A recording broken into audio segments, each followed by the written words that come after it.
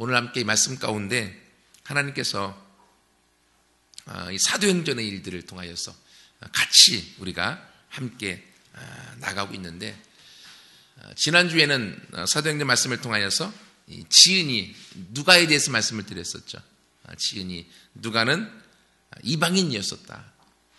그럼에도 불구하고 하나님께서 이 성경에 거의 신약의 3분의 1이나 되는 내용을 쓰도록 만들어 주셨고, 그리고 이 누가는 예수님을 만나본 적도 없고 바울이 그의 스승이었었기 때문에 영적인 예수님, 그리고 사도들, 그리고 바울, 그리고 누가, 영적 4대에 걸치는 그런 자였음에도 불구하고 하나님께서 12 제자들을 사용하신 것보다도 이 누가를 통하여 일하시는 것들이 많이 있었다라고 말씀드리면서, 어쩌면 우리가 누가와 같이 이방인이고 또 누가처럼 우리가 주님을 직접 얼굴로 맛보지 않고 그 후대에 있는 자이지만, 하나님이 바울과 누가를 그렇게 크게 쓰신 것처럼 하나님은 우리 또한도 그렇게 쓰실 것이다 라고 말씀을 드렸습니다. 오늘은 사도행전의 전반적인 내용, 주제에 대한 부분들을 좀 나누면서 한 2가지 정도 크게 좀 같이 말씀을 나누기 원합니다. 이 사도행전의 지은이를 누가 썼는가 하면 누가가 썼다고 말씀드렸죠. 사도행전은 누가가 썼습니다. 그래서 누가복음과 사도행전을 누가가 썼는데 신약 성경의 30% 정도의 내용의 분량입니다. 그러니까 엄청난 거죠. 그래서 많은 사람들이 누가복음과 사도행전을 줄여서 누가행전이라고 말을 합니다. 누가행전. 그러면 이 누가행전이 가지고 있는 말씀의 흐름이 어떨까요? 여러분 잘 아시는 것처럼 오늘 읽었던 1절과 2절은 누가복음에 대한 이야기죠. 데오빌로여, 내가 먼저 쓴 글에서, 먼저 쓴 글은 누가복음입니다. 무릇 예수께서 행하시며 가르치시기를 시작하신부터 그가 택하신 사도들에게 성령으로 명하시고 승천하신 날까지의 일들을 기록한 내용이 누가복음입니다. 결국 누가복음은 예수님에 대한 복음의 내용을 기록해 놓고 있는 거죠. 그렇죠? 교회 안에 복음이 충만해야 됩니다. 교회 안에 예수님이 충만해야 됩니다. 예수님이 가르치셨던 하나님의 나라에 대해서도 충만해야 되고, 또 그분께서 자신의 삶을 통하여서 자신의 모든 일생이 복음인 것을 성경에서 말해주고 있는 것처럼 지금의 교회는 복음이 충만해야 됩니다. 근데요, 교회 안에 복음만 충만하고 교회 안에서만 머물러 있으면 교회는 세상의 빛과 소금이 될 수 없고 교회의 빛과 소금이 되어져서 영향력을 나타내지 못하게 되어지는 거죠. 그래서 누가는 누가복음으로만 끝내지 않고 사도행전을 기록한 것입니다. 그래서 사도행전의 내용은 어떻습니까? 3절부터 나와 있는 것처럼 사도행전은 복음이 거침없이 땅끝인, 사도행전 안에서는 로마입니다. 로마까지 어떻게 복음이 증거되어지는지에 대한 복음의 거침없는 전진에 대해서 이야기해주고 있습니다. 여러분, 그러므로 이 누가행전을 통하여서 우리가 깨달아야 될 것은 먼저 교회 안에, 우리 안에 예수님이 복음이 가득해야 됩니다. 그리고 나서 가득한 그 복음이 사도행전으로 넘어가서 거침없이 우리가 가는 곳마다 만나는 사람들마다 그 복음이 흘러 넘쳐나서 그 생명력을 나누어 줌으로 이 세상과 내가 만나는 사람들을 변화시켜 그곳에 주님의 나라와 주의 역사를 이루어가는 그 일들을 만들어 가야 된다라고 하는 내용을 갖고 누가복음과 사도행전을 기록한 것입니다. 여러분, 그러므로 우리 삶 속에서도 우리가 날마다 가져야 될 것은 이 복음의 균형입니다. 복음의 말씀을 내가 알고 복음 안에서 변화되어지는 것 중요합니다. 그것과 함께 변화된 그것을 가지고 내가 나누는 복음의 전달자, 복음의 통로자로서 복음을 나누어주는 그 일까지 우리 가운데 있어질 때에 그것이 신앙의 균형을 이루는 것이죠. 그런데 지금의 한국의 교회와 아니 전 세계 교회가 많이 개신교회가 빠져있는 부분이 무엇인가 하면 마틴 루터 이후에 복음이 개인주의적인 신앙으로 많이 빠져 있어서 내가 구원받고 내가 은혜받고 내가 하나님 만나는 것에 대한 집중으로 끝나버렸고요. 그 이후에 내가 만난 하나님을 이제는 다른 사람들에게 나누어주고 다른 지역에 나누어주고 다른 영혼을 구원하고 변화시키는 주님의 마음, 주님이 땅에 영혼을 구하러 오셨던 그 심정을 지금의 시대의 교회들이 많이 잃어버리고 있다고 하는 거예요. 그러나 누가복음과 사도행전을 통하여 신앙의 균형을 우리 가운데 깨닫게 해주고 있습니다. 어쩌면 우리 가운데 어떤 분들은 하나님에 대한 사랑, 열정, 열망이 있어서 말씀을 읽고 묵상하고 연구하고 그렇게 하나님 앞에 나아가는 일들이 우리 안에 열심히 있는 분이 있을 수 있어요. 근데 반대로 나가서 복음을 증거하고 전도하는 일들이 우리 가운데 부족한 분이 있을 수 있어요. 그런 분들은 사도행전을 더 사랑하십시오. 또 반대로 어떤 분들은 나가서 전도도 잘하고 봉사도 열심히 하세요. 근데 나 혼자 주님과의 깊은 만남, 교제, 그리고 말씀 묵상을 통하여 하나님의 음성을 듣고 그분의 내 삶을 통하여서 어떻게 인도해 가기 원하시는지에 대한 주님과의 친밀함이 부족하신 분들도 있어요. 그런 분들은 누가복음을 더 많이 보라는 거예요. 그래서 이 두 가지의 누가복음과 사도행전의 신앙의 균형을 이루어 가기를 원하시고 그렇게 되어질 때 우리 삶 속에서 하나님의 영향력의 열매들을 이루어갈 수 있다고 하는 것입니다. 그래서 우리 함께 예배드린 모든 분들은 신앙의 균형을 함께 찾아서 같이 달려가서 주님의 기쁨이 되어지기를 소원합니다.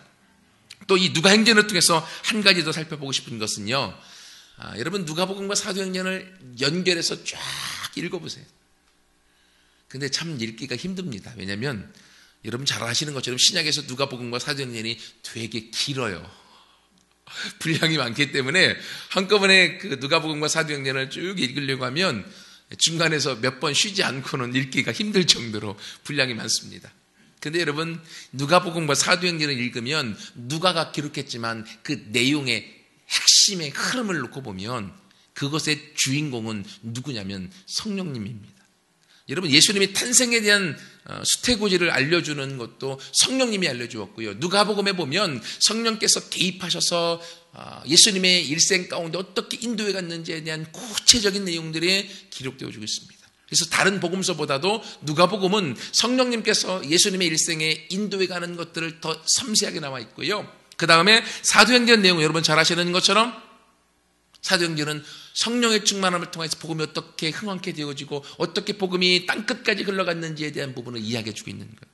여러분 그러므로 누가복음과 사도행전의 주인공은 한 분만 꼽으면 성령님이십니다. 성령님이 주인이세요. 그리고 더 재미난 것은요. 사도행전의 앞부분은 베드로가 주인공인 것처럼 느껴지고 뒷부분은 사도 바울이 주인공인 것처럼 느껴지지만 사실은 사도행전 내용의 말씀을 꼼꼼히 읽다 보면요. 그곳에 사람은 중요하지 않은 것이 드러납니다. 베드로건 바울이건 관계없다고 하는 것입니다. 성령님께서 일해 나가실 때 그 누군가가 도구자로 쓰임받아 되어지든지 간에 주인공은 성령님이시라는 거예요.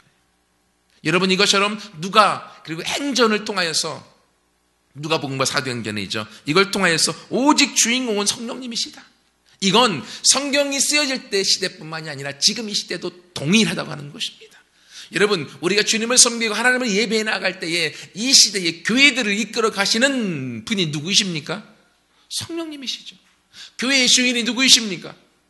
예수님을 머리로 한 이 교회의 주인 또한도 성령님, 삼일체 하나님께서 교회의 주인이시죠.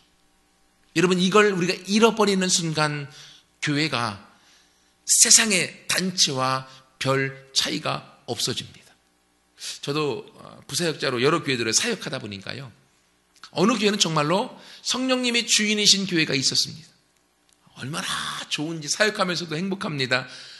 근데 그런 교회는 가면요. 일이 많습니다. 몸은 피곤해요. 밤늦게까지 사역하고 그리고 아침 일찍 사역하고 왜냐하면 성령님의 이끌려 사역하다 보니까요. 몸 피곤한지 모르고 성령님께 도구로 쓰임받는 것에 대해 감격하고 그렇게 사역하다 보니까 사람들이 변화되는 것에 대해 기쁘고 이것에 대해 통하여 사역의 참맛을 느끼면서 정말 행복합니다. 근데 어느 교회 가면요. 일은 그렇게 많지 않아요. 근데 사람이 너무 많아서 인구가 많다고 하는 것이 아니라 사람들의 말이 너무 많아요. 그래서 300명이 모이면 말이 300개가 있습니다. 그러면 그 300개의 소리를 듣고 그들에게 맞춰주기 위해 사역하려고 하면요. 특별한 일을 안 해도 스트레스 쌓이고요. 그것 때문에 온 마음이 아프고 힘들고 피곤해져서요. 사역을 하는 건지 아니면 그분들 뒤치다거리 하는 건지 구분이 안 갈 때가 많습니다. 근데 제가 신문에 보다 보니까 그런 말을 써놨더라고요. 한국의 교회는 성도들이 성장해서 사역자로 일하여 주님의 도구자로 쓰임받아 나가야 되는데 그러기보다는 한국의 영적인 어린아이들, 유아들이 너무나 많아서 목회자들이 가서 열심히 이쪽 성도님이 울으면 기저귀 갈아주고 여기 어린이가 울으면 또 기저귀 갈아주고 기저귀만 갖다 갈다가 탈진하는 게 목회자들이다 라는 글을 제가 읽어본 적이 있어요. 그걸 보면서 이것도 틀린 건 아니다. 맞다고 하는 것이 아니라요. 그 말이 현실이다라는 게 제가 느껴졌어요. 왜 그런가 하면 교회에 본래의 주인이신 성령님이 사라져버리고 사람이 주인이 되어가는 그 순간부터 교회의 생명력은 잃어버립니다. 영적인 능력도 사라져버립니다. 사람들의 말만, 그리고 그 말들이 교회 안에 세워져 있는 질서체계죠. 직분의 체계를 통하여서 그게 섬김의 직분인데 굴림의 직분으로 바뀌어져 버려서 교회 안에서 직분이 높으신 분들은 말이 더 많아지고 권세를 부리려고 하고, 그러면서 교회가 더 문제가 생기고 분열케 되어지고 어려움을 만끽하는 것을 보게 되어집니다. 왜 그렇습니까? 성경의 본질인 성령님이 교회의 주인이시고 성령께서 교회를 통하여서 하나님의 일들을, 복음을 거침없이 땅끝까지 증거하기 원하시는 하나님의 그 마음이 있는데 그걸 잃어버리고 사람이 교회의 주인이 되어져 버렸기 때문에 그렇습니다. 그러나 오늘 이 누가복음과 사도행전을 통하여서 누가가 기록하고자 하는 성경의 진짜 주인이 누구냐? 성령님이시다.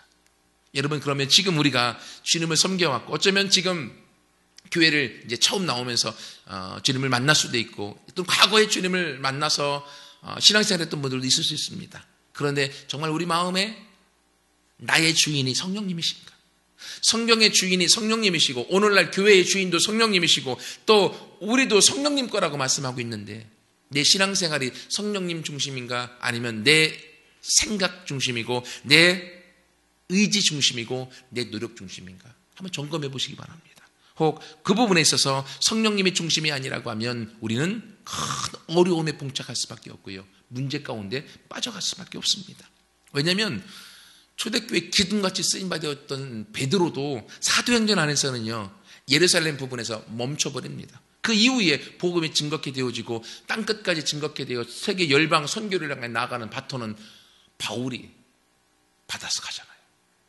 그러니까 주님은 사람이 중요하지 않다고 하는 거예요. 근데 한국 사람들은요, 내가 중요하고 사람이 중요합니다. 왜냐하면 유교적인 테두리 안에 한국의 교회가 세워졌기 때문에 한국의 그 허례의식이라는 유교적 마인드가 있어서 목회자들 간의 그 만남 속에서도요, 보이지 않는 서열이 참 많이 있습니다. 교단이 달라도 그런 것들이 많아서 교회의 성도들의 숫자가 얼마나 많으냐, 그게 이제 사이즈가 하나고, 그리고 둘, 나이가 누가 더 많으냐, 이런 것들을 가지고 막 이렇게 서열을 매기는 것들을 보게 되어집니다. 그러다 보니까 정말로 중요한 주님의 마음 안에 있는 영혼을 향한 사역을 잃어버리고 그 안에서 열매가 없이 어려움 가운데 봉착하는 것들을 느낄 때가 참 많이 있어요. 제가 사역을 하면서 그 G12 사역에 대한 것들을 비전을 갖고 주님께서 훈련을 시켜오셨는데 지금 한국의 G12가 지금 그런 모습이에요. 하나님께서 이 한국의 G12를 통하여서 한국의 주님의 마음, 주님의 비전을 이루시고 영혼을 향한 열매들을 하나님께서 완성시키고 싶으신데 한국의 목사님들이 너무 권위적이고 너무 질서가 만들어지지 않아서 그래서 지금 너무나 많은 어려움 가운데 있습니다. 그걸 느끼면서 저도 G12에 대한 비전을 갖고 영혼을 섬기고 영혼을 세워서 함께 동역하고 사역자로 나아가는 그 꿈을 좀 이루고 싶은데 그것들이 이루어지지 않아서 너무 가슴 아픈 현실을 보게 되어집니다. 왜 이렇습니까? 왜 이런 문제에 봉착합니까? 왜 이런 어려움 가운데 빠지게 되어집니까? 성령님이 교회의 주인인데 그걸 잃어버리기 때문에요. 목회자 것이 아니잖아요. 하나님의 것이고 성령님의 주인이셔야 되는데 목회자가 자기 교회인 양 자기 자신이 드러나지 아니하면 하나님이 드러나지 않는 것처럼 하나님과 자기를 동일시하는 잘못된 사고에 빠지다 보니까 문제가 생기게 되어지는 것들을 보게 되어집니다. 그럼 오늘 이 누가복음과 사도행전을 통하여서 성경의 주인공은 오직 성령님이시다. 성령님께서 너희를 이끌어 가시는 것이고 성령님께 순종하는 그 누군가는 주님에 의해서 쓰임받아져서 하나님의 세계 선교와 열방 복음을 향하여 하나님이 그와 함께 할 것이다. 누구든지 12 제자가 아니어도 이방인이어도 더 나가서 이방인의 백부장이든지 고넬료 같은 사람이라 할지라도 그 누구든지 주님의 마음을 알고 성령에 순종하는 사람은 주님이 쓰신다라는 걸 깨닫게 하시는 겁니다. 여러분, 그러므로 이 누가 그리고 복음과 사도의 행전을 통하여서 우리 안에 나의 주인이 누구인가 한번 점검하고 성령님께서 주인이 되어지는 그 삶과 신앙의 생활이 되어져서 하나님의 역사와 능력을 맛보고 그 생명력 가운데 주님을 섬겨나가는 우리 모두가 되기를 소원합니다. 두 번째로요, 크게 함께 나누고 싶은 것은 이 사도행전의 주제 아까 말씀을 드렸었죠. 근데 여러분 재미난 건요, 사도행전은 이 본문의 내용이 요약하면서 6개의 커다란 요약 구절이 있어요. 근데 그것은 사도행전 1장 8절이 사도행전 전체의 큰 주제가 되어져서 그걸 통하여서 각 지역마다 복음이 어떻게 전파되어졌는가에 대한 부분으로 사도행전이 요약되고 있습니다. 그래서 여러분 그 수능 시험을 잘 보려고 하면 주제 파악을 잘해야 되죠. 문단 구분을 잘해야 되고, 그것처럼 성경도 우리가 이해를 잘하려고 하면 이 주제와 구분을 우리가 잘하면 금방 이해할 수 있습니다. 근데 여러분 말씀드렸던 것처럼 사도행전은 한마디로 얘기하면 복음의 거침없는 전진입니다. 어디까지요? 땅끝까지. 그걸 어디에 얘기해 주셨습니까? 사도행전 1장 8절에 담성하고 있죠. 오직 성령이 너에게 임하시면 너희가 권능을 받고 예루살렘과 온 유대와 사마리아와 땅끝까지 이르러 내 증인이 되라. 이게 사도행전 전체의 주제입니다. 사도행전 안에서의 땅끝은 로마입니다. 바울이 전했던 복음의 흐름. 그런데 여러분 6개의 요약 구절, 먼저 그것부터 말씀을 드릴게요. 거기다가 색연필이 있던 이제 볼펜이 있으면 동그라미를 다 한번 쳐보세요. 첫 번째 요약 구절은 6장 7절 말씀입니다. 6장 7절에 제가 읽어드릴게요. 하나님의 말씀이 점점 왕성하여 예루살렘에 있는 제자의 수가 더 심히 많아지고 허다한 제사장의 무리도 이 도에, 복음이죠, 복음에 복종하더라. 제자의 수가 많아졌다 라고 하면서 이게 어디까지냐면 1장 1절부터 6장 7절까지는 예루살렘 교회에 대한 결론입니다. 성령이 임하시면 예루살렘과 그 예루살렘이에요. 그래서 예루살렘에 복음이 흔쾌히 되어졌고 제자의 수가 많아졌고 제사장들도 이 복음에 복종하게 되어졌더라 하면서 그 복음이, 성령의 놀라운 능력의 복음이 예루살렘에서 성공했다라고 보여주는 것입니다. 두 번째는 9장 31절입니다.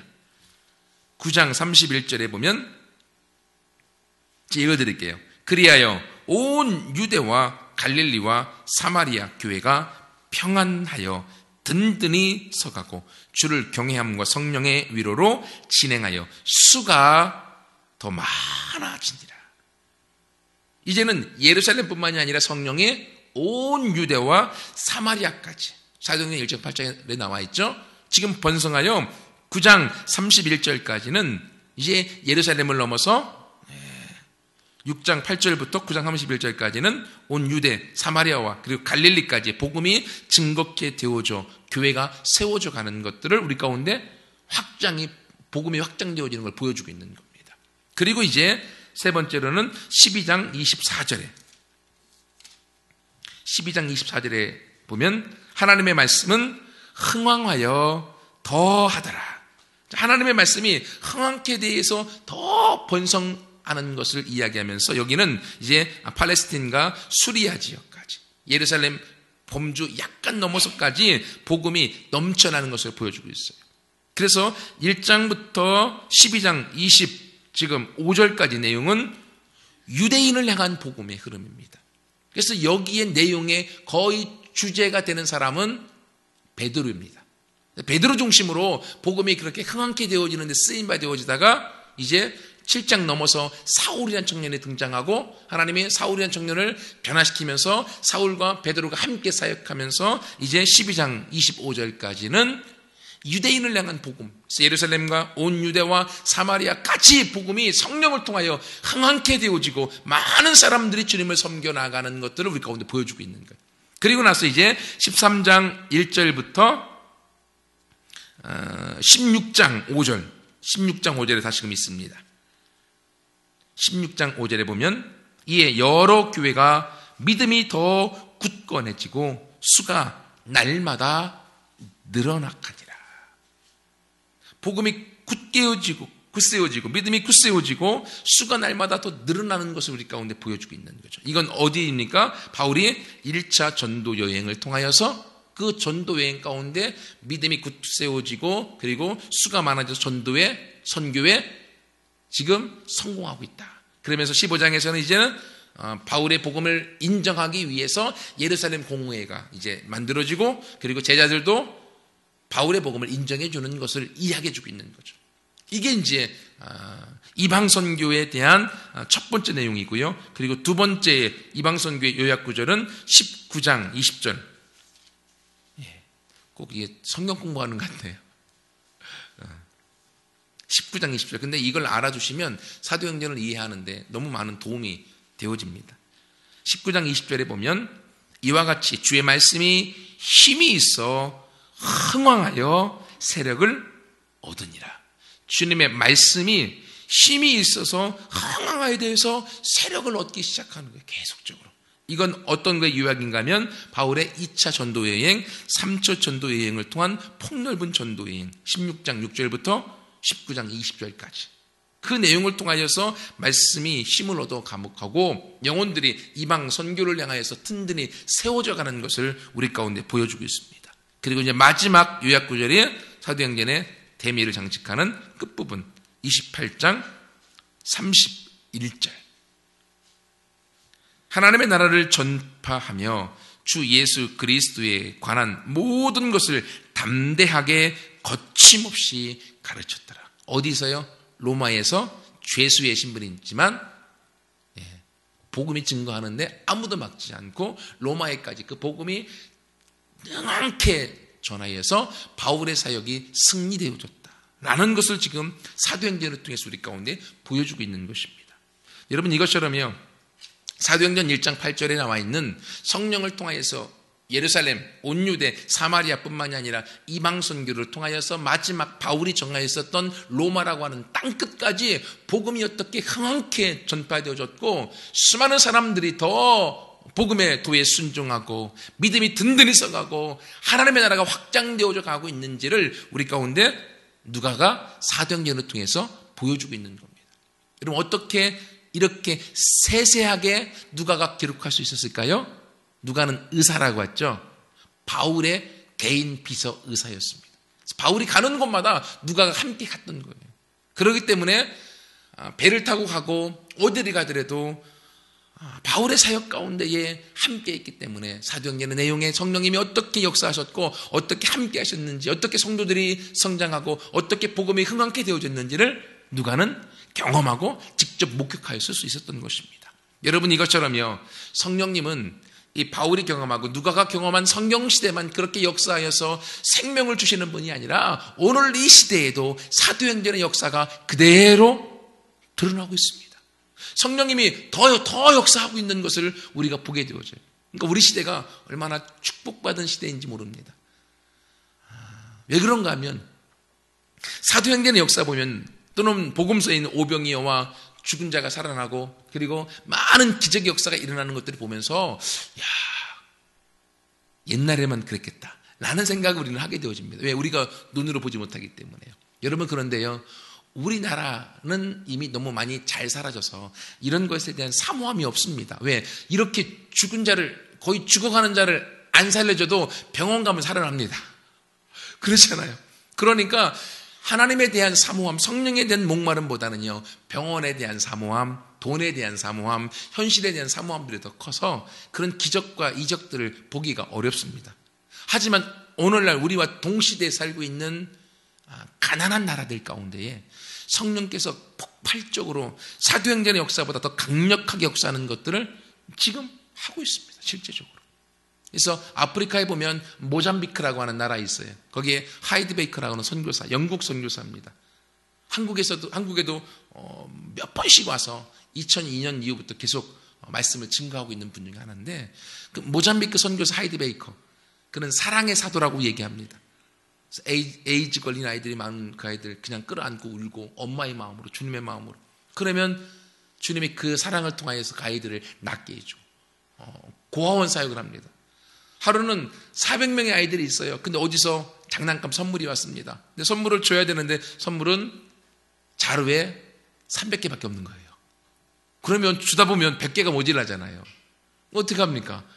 선교사님이 아는 건 말씀밖에 없고, 말씀대로 오병이어 기적의 말씀을 선포하고 하나님께서 말씀을 이 장난감을 통해 아이들에게 다 줄 걸 믿습니다 하고 자료를 열어서 아이들에게 나누어 줬어요. 근데 여러분 재미난 건 300명이 넘고 350명이 넘고 400명이 넘도록 그 선물은 장난감은 끝나지 않고 그리고 다 나눠주고도 장난감이 남아있어요. 그게 지금 우리 시대에 있습니다. 그리고요, 그분도 아프리카 목사님인데 아주 참 재미나신 목사님이에요. 한국에 와서도 집회하는 걸 제가 들었는데 이분은 전도하다가 사람이 자기 생각이 있고 자기 고집이 있으니까 말을 안 듣잖아요. 안 들으면 얼마나 답답합니까? 복음이 생명인데 나눠줘도 못 들으니까. 그러면 이분이 기도한대. 하나님, 저 사람 죽여주세요. 그렇게 기도한대요. 왜냐하면 그분은 자기가 지금까지 사역하면서 죽은 사람을 300명 이상 살렸기 때문에 죽여놓으면 내 믿음으로 살리면 되는 거죠. 그 살았을 때는 자기 고집이 있어갖고 안 믿으니까 그냥 죽여달라고. 그럼 내가 믿음으로 살리면 된다. 근데 그 말 듣는데 얼마나 배꼽 잡고 웃었는지. 근데 그 안에 제 안에 도전이 되더라고요. 실제로 그분이 처음 죽은 자를 살린 게 자기 사역을 하다가 교회 사역을 하다가 어린아이가 죽었는데 그 죽은 아이를 시근히 여기고 자기 믿음으로 기도했는데 정말 살아났대요. 그 다음부터 죽은 자를 향한 살아나는 것에 대한 기도를 했을 때 하나님이 많이 응답해 주셨고, 한 번은 이슬람 지역에 파키스탄 같아요. 거기에 선교를 하러 갔대요. 선교사님과 연결해서 갔었는데 그 선교사님이 현지 선교사니까 여기서는 예수 이름으로 기도하면 안 된다고. 그럼 바로 잡혀가고 지금 죽게 된다고. 그러니까 자기는 선교하러 왔는데 선교사님이 그 얘기하면 자기한테도 피해가 된다니까 사역을 못 하는 거예요. 그러니까 이분이 했던 게, 그러면 제가 할 수 있는 건 기도라고. 하나님, 여기 중에서 이슬람의 유력한 사람 한 사람만 죽여주세요. 그렇게 기도했어요. 한 달 정도 기도하니까 실제로 그 지역의 이슬람의 최고 우두머리인 아내가 자살해서 죽었어요. 그러니까 이 목사님은 자기 기도 제목의 응답이잖아요. 그러니까 이제는 그 선교사님 데리고 가자, 우리 가서 기도해서 살리러 가자 하니까 이 선교사님이 이제 난리 나는 거예요. 거기 가서 당신은 기도하는 건 좋은데 예수 이름으로 기도하지 말라고. 아니, 예수 이름으로 안 기도하면 어떻게 하라는 거야? 예수 이름으로 기도했다가 안 살아나면 너는 거기서 죽는다.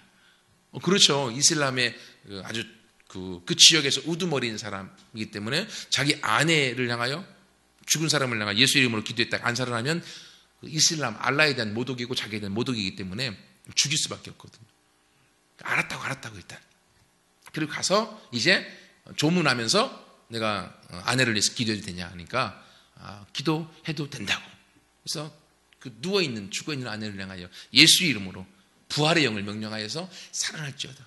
근데 딱 명령하니까 그 죽은 그 여인이 살아난 거예요. 그러니까 거기 있었던 수많은 사람들이 이슬람의 그 핵심 멤버들이죠. 막 놀래서 어쩔 줄을 몰랄 때, 그때 이 여인이 살아난 건 바로 예수 그리스도 부활의 영을 통해 살아난 것이다. 너희에게도 그 예수 그리스도를 믿으면 영원히 죽지 않고 살 것이다 라고 복음을 증거했을 때 거기 있는 사람들이 다 예수를 믿게 되어지는 거죠. 여러분, 이러한 역사가 지금 오늘날 우리 시대에 실제로 이루어지고 있어요. 아까 모잠비크의 하이디베이커 선교사님, 그 지역에 7,000개 교회를 세웠어요. 그리고 자기 사역팀을 통하여서 50명 이상의 죽은 자가 살아나고, 이런 일들이 지금 우리 시대에 많이 있고, 그들의 선교 보고를 통하여 성령께서 마지막 때 얼마나 급하신가를 우리가 느끼게 되어지는 거죠. 우리는 모릅니다. 여러분, 제가 하나 충격을 얻었던 게 2004년도에 트랜스포메이션 인 아프리카의 변화라고 하는 제 영상을 2005년도에 본 적이 있어요. 그게 무슨 내용인가 하면, 아프리카에 우리 남아공 월드컵 있었죠. 그 지역에서 2002년도 성령 강림 주일날 저녁 하루 온라이트 하면서 그 아프리카 땅을 향한 기도 모임이 생겼습니다. 여러분, 그 다음에 2003년도에는 그 남아프리카 공화국의 8개 도시에서 그 모임이 있었고요.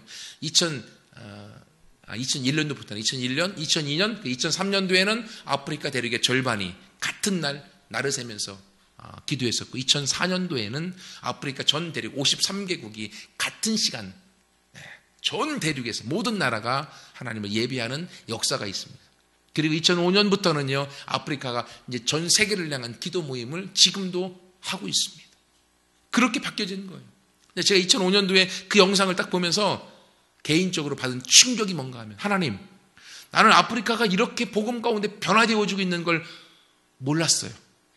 나는 그 일을 내게서 행한 것도 아무것도 없어요. 근데 주님은 주님이 복음을 통하여 아프리카 대륙을 변화시키는 그 일을 하셨네요. 그럼 나는 뭔가요? 그 영상을 보면서 얼마나 가슴 아팠는가 몰라요. 하나님, 아프리카의 변화를 위해서 내가 쓰임받은 것은 하나도 없지만 마지막 때 주님의 땅끝까지 복음이 증거케 되어지는 그 일에는 나도 소외되지 않고 나도 쓰임받고 싶어요. 성경에 말씀하신 성령의 복음의 폭발적인 전쟁을 통하여 땅끝까지 복음이 증거되는 그 역사를 주님께서 이루시기 원하시는데, 내가 하지 않아도 그 누군가를 통하여 주님은 그 일을 하실 텐데, 아프리카의 변화를 시키는 데 있어서 내가 한 것이 없지만 주님은 깨어있는 사람을 통하여 그 일을 하시는 것처럼 마지막 때 하나님의 나라를 이루시고 이 땅을 변화시키는 그 일에 하나님은 하나님의 일을 하실 텐데, 나도 깨어서 그 일을 알고 내가 쓰임받기 원합니다. 그것이 저의 기도였습니다. 여러분, 오늘 사도행전 전체의 내용에 대한 요약의 주제들을 말씀드리면서, 우리는 하지 못하고 우리는 알지 못하고 우리는 하지 않아도 성령님은 깨어있고 마음이 열려진 그 사람들을 통하여 성령을 주어 그 복음이 땅끝까지 전파되어지는 그 일들을 이루어 가셨다고 하는 거예요. 그리고 오늘날도 깨어있는 그 누구와 함께 하나님은 오늘도 그 복음을 통하여서 이 땅을 변화시키고 지역을 변화시키고 하나님의 나라를 확장하여 하나님의 나라를 이 땅 가운데 이루어가는 그 일들을 하나님은 하기 원하신다고 하는 거예요. 여러분, 그러면 기왕의 주님을 믿고 섬길 바에, 기왕의 하나님을 섬길 바에 이렇게 주님이 하시는 일에 함께 쓰임받아서 주님을 섬기면 얼마나 행복할까요? 주님을 섬긴다고 하면서, 하나님을 예배한다고 하면서 하나님이 하시는 일들이 무엇인가 아무것도 모르고 나는 나대로 믿고 주님은 주님대로 다른 사람과 함께 일한다고 하면 얼마나 가슴 아프겠습니까? 오늘 사도행전 앞으로 이제 복음이 어떻게 거침없이 전진하여 전파되고 있는지를 함께 나누겠지만, 주님, 이제는 나도 성령님과 함께 사도행전의 주인공이 성령님인 것처럼 내 삶의 주인도 성령님이 되셔서 나를 인도해 주시고 이끌어 가심을 통하여 복음의 거침없는 전진 가운데 나도 도구자로 사용하여 주옵소서. 나도 쓰임받기 원합니다. 여러분, 결론적으로 요즘 많이 듣는 말 중에 액츠 29라는 말이 있잖아요. 사도행전의 29장을 우리가 쓰자. 사도행전은 28장까지밖에 없습니다. 그러나 사도행전은 바울이 복음을 땅끝인 로마까지 전파하되 로마의 복음을 거침없이 전하되 아무도 막는 자가 없었다라고 끝나버립니다. 그리고 그 복음의 거침없는 역사는 오늘날 이 시대까지 흘러가고 있는 거죠. 그러면 이제 그 성령의 통로자가 되어져서 그 누군가가 사도행전의 29장을 이어서 써 나갈 수 있다고 하는 거예요. 성경의 주인공이 베드로와 바울로 끝난 것이 아니라 새 성령을 통하여 이 시대를 변화시키고 하나님의 뜻을 이루어 가는 또 다른 도구자로 하나님은 저와 여러분을 쓰시기 원하시는 겁니다. 사도행전 29장에는 저와 여러분이 함께 쓰임받아져서 하나님의 일들을 이루어가는 데 있어서 주님의 마음을 만족시킬 수 있는 우리가 되기를 소원합니다. 여러분 안에도 한 번 왔다가는 인생 우리의 삶을 무엇을 위해 살겠습니까? 기왕에 주님을 섬기고 주님을 예배할 바에는 성령님께서 우리를 통해 일하시기 원하셨던 그 꿈과 그 비전과 소원을 알아서 함께 그 일들을 이루어드려 주의 마음에 기쁨을 드릴 뿐 아니라 내 인생에도 참 잘 살았다, 참 만족스럽다 하는 것을 함께 누리고 하나님 앞에 갈 수 있는 우리 모두가 되어지기를 소원합니다. 같이 함께 기도하겠습니다.